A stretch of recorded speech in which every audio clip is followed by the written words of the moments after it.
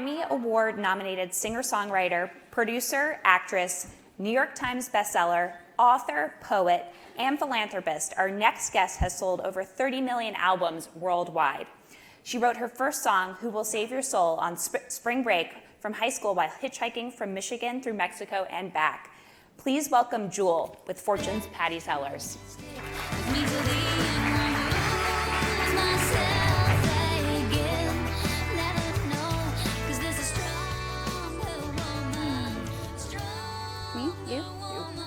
Hi, guys. Hello, everyone.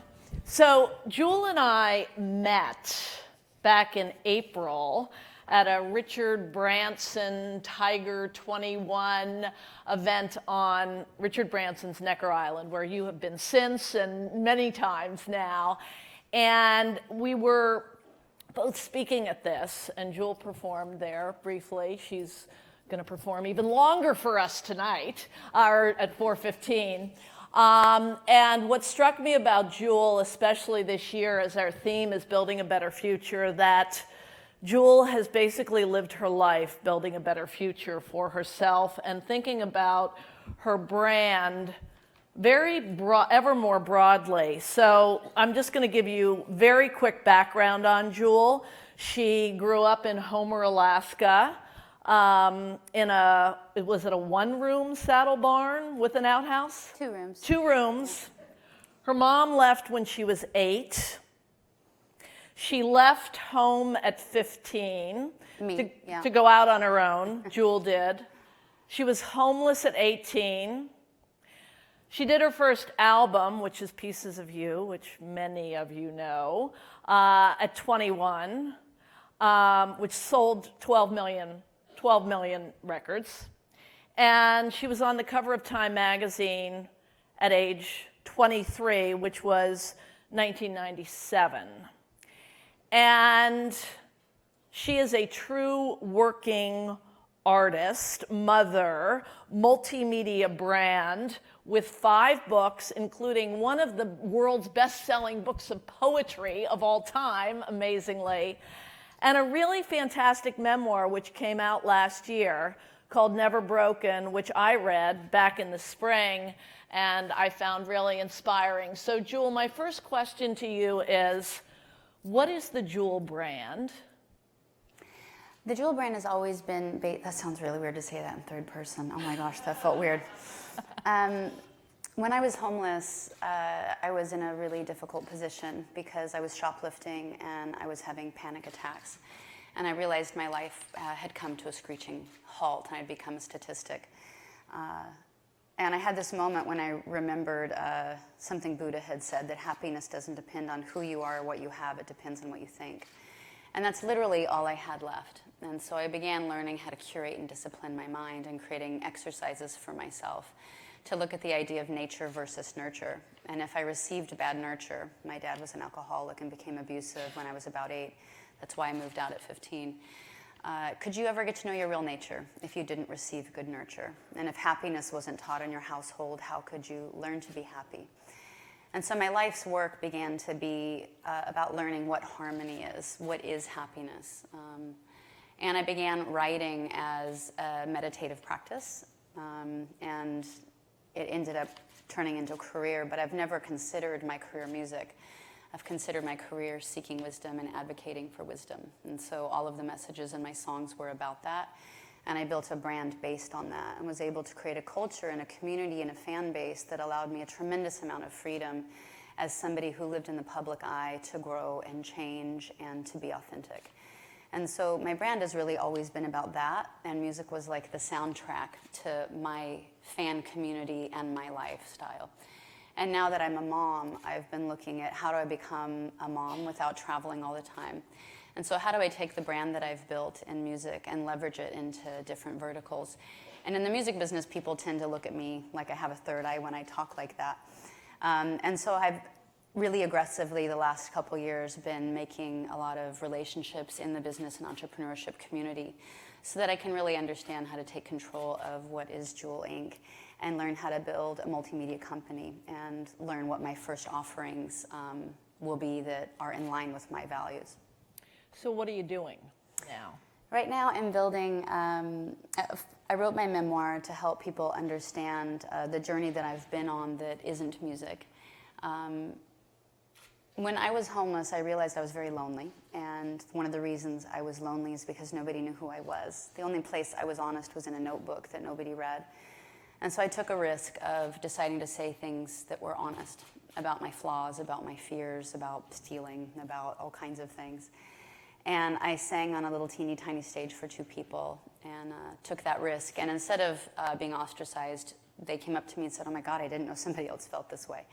And I felt less alone, and they felt less alone. And so I was able to establish a career based on vulnerability, which ended up saving me in many, many ways, more than one. And so in Never Broken, I share a lot more than what was ever in the public eye about a lot of the struggles that I went through, which I'll talk more about when I sing and do my keynote tonight at 4:15 or 4:30. 4:15. And completely lost my train of thought. Where were You wrote we? Never Broken. Oh, so I wrote Never Broken as the bridge, which to start is to really tell a good people. book. It's a really good book. Thank you. And sorry to interrupt, but I did not, before I met Jewel, I was not even aware that she had written a memoir. And if you look back, if you Google it, you'll see it got really good reviews, and it did well. It was on the bestsellers list. Yeah, it's a good book. You're a good writer, as if we didn't know that from all the fantastic songs she Well, it is has a different written. art form. It was my first time doing long form, so it was really challenging. But I talk about a lot of the struggles that I overcame, so that how I overcame them had any significance. In the foreword of my book, my passion and why I wrote the book is because a lot of people think happiness is waiting for them if they find the right spouse, if they have the right family, if they have the right house. I'll have happiness when ... fill in the blank. It really is up to ourselves. And so I'm beginning to look at creating a pedagogy based on a lot of the exercises that I invented for myself to help myself overcome anxiety and all kinds of things and the obstacles in my life to create resilience and, more importantly, happiness. And so Never Broken talks about some of those paradigm shifts in my thinking that allowed me to retrain my brain and overcome a lot of these obstacles. And then I built a website now called jewelneverbroken.com that starts to share the specific exercises. Dr. Judson Brewer, who's the premier scientist on mindfulness, has very kindly and graciously signed on to my website to explain why they work. He works at Yale. So I think we have a graphic or something of your Jewel Never Broken website, which just went up. It yes. did, yeah. Now, when you wrote Never Broken, did you know that you would be expanding it in this sort of strategic way toward building a pedagogy, as you say? Yeah, I know I wanted to start. I love music, but my heart, and my instincts, for some reason, my energy isn't there right now. And so I really have to listen to that. My soul's trying to tell me where my interests are, and I've always tried to really follow that because I think that's what the truth in my life is and will bring me happiness if I'm following that intuition. And so this was sort of my ability to sort of say I have an authentic offering in another category besides music that's in line with the messaging I've always done. So what can this Most Powerful Women NextGen audience do? Why are you speaking to them? I'm very interested in a multitude of things that all center around basically helping create a whole human. I look at life as if it were a body, if you were to use a metaphor. And so a lot of us might have the ability to create fitness in one limb of our life. Let's say it's our career, or let's say it's our parenting. Let's say we're great at our fitness. Oftentimes when we have an ability to create tone in one limb, the other limbs atrophy. Or we might not just have the resources or education around us to help us understand nutrition or mental wellness or emotional wellness, physical wellness. And so for me, it's my passion is helping people understand how to create tone in every area of their life. I'll be doing that through creating curriculum for public schools, through my offering on the website, and through offering creating culture for companies that allows them to understand how to help their employees be happy, whole humans, so that when they're showing up to work, they're the same person they are at home. So basically what you have now, from what I can see on your website, is it's mainly about emotional fitness right now, but you're going to be going into other verticals, so to speak. And, Jewel and I were talking the other night about, okay, so you want to work with companies, and I pushed back on her a little bit because I said, you know, there are a lot of experts in this space, and people view you as a singer. Mm-hmm. So what do you have to bring to the party, to bring to a company that is different? I think you have your music in addition to your wisdom, your life experience, and I don't know if do you view your music as part of the package that you would bring if you worked with companies? It certainly can be. It's been effective in a lot of the things that I've been doing. I made friends with Tony at Zappos, and when I told him my vision for Whole Human, he immediately wanted to bring me in to help with the culture, and so I'll be looking at that. I have a lot of respect for him as a visionary in that category. But really, it's never been about my music. It's been about the values underneath that and the pedagogy and the exercises that I created to help. It's interesting. A lot of us look at life as if we have some aspect of us that are broken. All of us suffer. None of us get through life without pain. And so how do we transmute that pain so that it can help not only create resilience, but convert innocence into real wisdom? And that's something that I really do have an expertise in. And the exercises that I've built for myself have really helped me, and they're really simple, and they can help other people. But it's looking at it from a holistic sense instead of strict different categories that don't relate to one another. Who has a question? My real name's Jewel. We can get that out of the way. Anyone? These are my real teeth. Nobody asks that, but I'll answer that just up front. At the Most Powerful Women Summit right here last month, I interviewed Barbra Streisand, and it was so funny because backstage afterwards, I told her we saw the authentic Barbra Streisand. She said, "I so believe in authenticity. When I was young, so many people told me to fix my nose, and I didn't." Yeah. And hey, not fixing your teeth, not fixing your nose is important for authenticity. Everything else is fake. Back here. Hi, thanks so much for being with us. Hi. You talked about this moment where you reached out so that you would not be alone. Could you tell us a little bit about some of the people that helped you along in this journey and how other people contributed to your growth? When you are in an at-risk youth, when you move out at 15, it's a very vulnerable, dangerous situation, and so you actually learn not to reach out to people. You learn to isolate, and so a lot of my survival depended on my independence. It's what I call brilliant resilience. We all have things that we call coping mechanisms. You've heard of negative ways of coping with stress. A lot of us have brilliant ways of coping with stress by looking at internal resources that we have. One of mine was I was naturally independent from a young age. It's just a natural gift of mine. And that's what gave me the courage to move out at 15. It gave me the courage to say I'm never going to drink or do drugs because you can't outrun pain. It gave me the courage when I was homeless not to hang out with the other kids that were homeless and doing drugs and to stay on my own. And that helped me survive. Ultimately, that type of brilliant, resilient coping mechanism becomes a deterrent to having actual joy and connection. And so I actually had to go through a time in my life where I identified each of my healthy coping mechanisms and started to identify where they began to distance me from experiencing connection and adjust that. And part of that was learning to reach out to people on a personal, intimate level, not just being vulnerable in the public eye, which oddly felt safe and distant, but actually in my personal life. And as I have began to look at my life as an entrepreneur, as a working mother, how can I live my values, and what do I have to offer humanity? Because the larger our platforms, I believe, the larger our responsibility is to lift humanity. I don't believe we should rely on the government to do it. I believe it's our responsibility. It's been amazing and healing. I'll tell some of the story tonight, but some of the setbacks I've suffered were from some of the most intimate people in my life.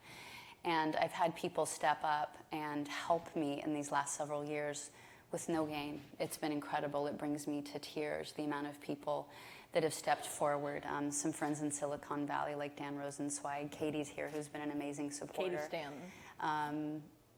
Patty, people at the Tiger 21 group. It's been amazing how many people have come forward and mentored me, and this would definitely be an open letter to any company that has an interest that are in line with my passions, from creating curriculum for public schools to children's shows, and all strips of media as well as corporate culture, to please come up and find me or my colleague Ryan, and we would love to talk to you. this theme of resilience is so important, and not to make this part of a trend, but I do see, so Sheryl Sandberg's writing her second book after Lean In right now, about resilience, and it's coming out next March following her husband Dave Goldberg's death. Look at Hillary Clinton. What is Hillary Clinton going to do? She's certainly thinking about resilience right now. I do think that over the next 6 months, we are going to see resilience as a major theme, and I actually think that's an opportunity for you. Mm-hmm. Resilience is really a side effect of living a certain type of values: grit, tenacity, the willingness to keep standing every time you get knocked down. Our brain processes pain, physical pain, in the same place that it processes emotional pain. So when we have a hurt feeling, our brain doesn't know the difference between that and a broken leg. That's why a lot of us avoid it. If you can learn, I studied nature because I was raised on a ranch, but if you can learn that sometimes the tide is out, sometimes things are painful, but if you ride it out, it will not kill you. We are very capable. I look at it sort of like a tree, that if you have a deep enough root system, which is your values, if the weather comes, you're going to pass and you're going to bend and you're going to be able to be resilient as these weather patterns pass. If you were trying to grab onto the weather with your limbs, it would pull you down and uproot you. Our job is not to hang on to pain. Our job is to understand, acknowledge pain, look at it, move toward it, and then allow it to be released because you do that. And that, to me, is what resilience is. And that's something I talk about on my website, Jewel Never Broken. Anyone else? I'd love, you talk about fame in your book, and I think your thoughts about fame are really interesting, especially since at age 21, Jewel had one of the biggest, to this day, biggest debut albums of all time, and you became famous very quickly, and it kind of hurt, didn't it? It was interesting. When I got discovered as a homeless person, I was not trying to get discovered at all. I almost didn't sign a record deal. There was a bidding war over me. I was offered $1 million signing bonus by multiple companies, and I turned down the signing bonus because I read a book called Everything You Need to Know About the Music Business, and I learned that it was a loan and that you owed it back, and that the larger the loan, the greater the need to pay it back quickly, and you would get dropped from the label if you didn't do that. And I had just found happiness while I was homeless. I just learned to discipline my mind and curate my thoughts, and I knew fame was actually a road to pretty sure disaster for somebody like me and the emotional problems that I had had at the time with my background. And so I decided to turn down the signing bonus. I took the largest back end that anybody had ever been given on mechanicals and royalties, but basically said, if I sell records, I will make money, I will bet on myself. And then I made a folk record at the height of grunge, which was guaranteed to get me nowhere fast. But the thing that I had, because I was raised by pioneers, was a tremendous work ethic. And I knew that my competitive edge was my willingness to outwork anybody. And that's what I set about doing. And I created a grassroots movement because of the internet and because fans attached to my values. And we created an amazing community where over 20 years I was able to create a culture of fans that began to look at one another as solutions to their problems. Not to me as an idol, but me as inspiration. And we all began to live shared values. And so if one of my fans lost a job, I encouraged the entire network to go job searching for them. If somebody lost a parent or a partner, they would stand vigil and live with that person on 2-day watches and rotate it out. It's been an amazing culture that I've been able to build. And that allowed me the freedom to take 5 years between records. That's unheard of in my job. You don't do it. It kills careers. I took 5 years off to be a mom. I took 2 years off after some of my biggest records so that I could figure out what it was to be a whole human and to learn about health and to learn about mental health and emotional health and all these other aspects. And it's been a tremendous, tremendous gift. What is power? What is power? It's a very difficult question. I believe it's, for me, power is understanding that when I look inward, my intuition can tell me what the next step is. I believe in myself. I don't think I have all the answers, but I believe I can find them if I ask enough questions. Fantastic. And we're going to hear so much more from you today at 4:15. And Jewel, thank you for this, and thank you for that. And thank you. Thank you guys, I appreciate it. Thank you. Good, it's really good.